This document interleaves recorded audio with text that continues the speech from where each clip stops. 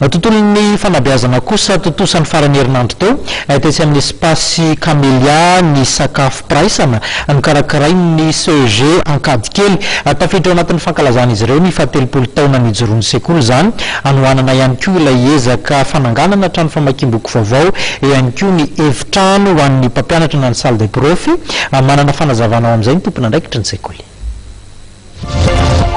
Tanteraka soamantsara ny sakafo praisana déjeuner dansage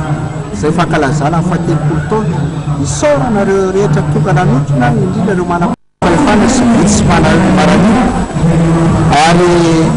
ny antenina ho ary izay tsy tonga dia mbola entanina sika rehetrarehetra tsara sitrapo na orinasy na zanaka pelesana ka manohana ny sekoly